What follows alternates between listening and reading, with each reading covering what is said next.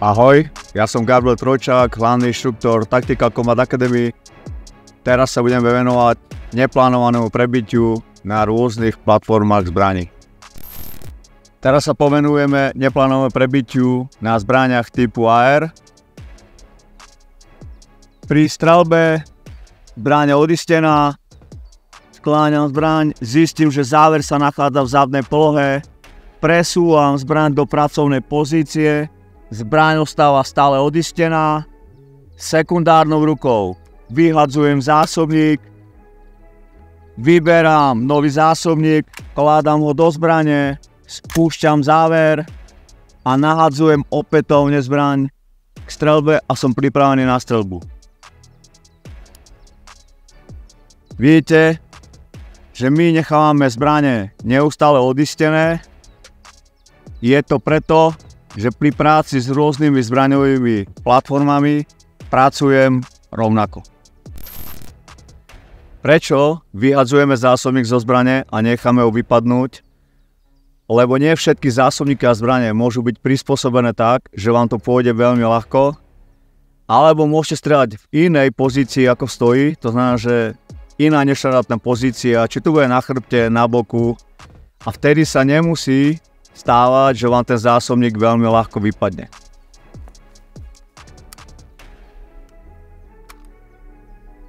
Preto ten zásobník vyhadzujem, aby som mal istotu, že šachta je prázdna, aj keby som pracoval v noci, a priestor pre nový zásobník je v šachte. Pri neplánovanom prebití odporúčame dať zbraň do pracovnej pozície.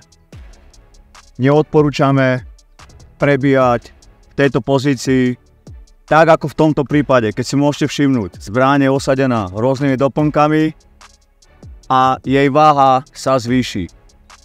Tým, že presuniem pri neplánovanom prebití zbraň do pracovnej pozície,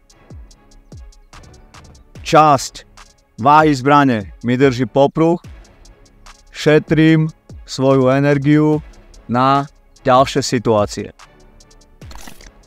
Teraz si ukážeme neplánované prebitie na zbrani EZA-58. Pri streľbe dojde nám munícia, zbadáme, že záver je v zadnej polohe, zbraň ostáva odistená, presúvam zbraň do pracovnej pozície, vyhadzujem zásobník, berem nový, vkladám, spúšťam záver a nahadzujem zbraň a som pripravený k streľbe.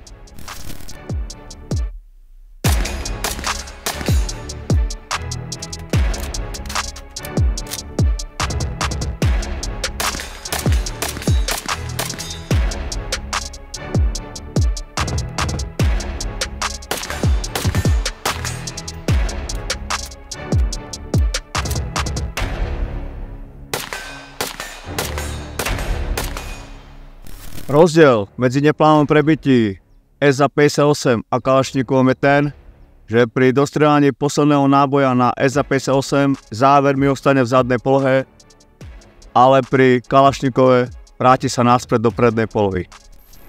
Pri neplánovanom prebití zbrane typu kalašníkov používame dva spôsoby. Prvý spôsob.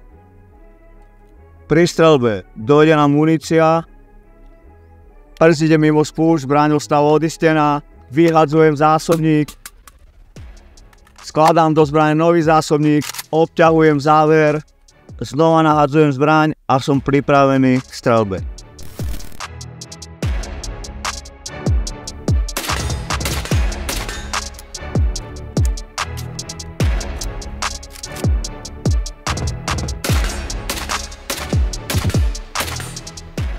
Tento spôsob prebitia je rovnaký ako pri zbraniach EZA-58. Druhý spôsob neplánovaného prebitia na zbraniach kalašníkov.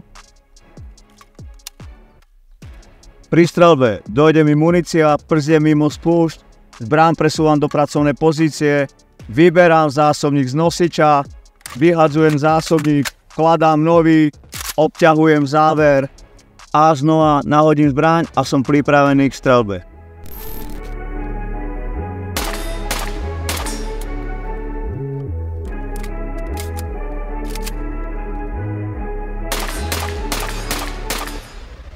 Niekedy sa môže stáť pri tomto type prebitia, že vám to nepôjde takto ľahko.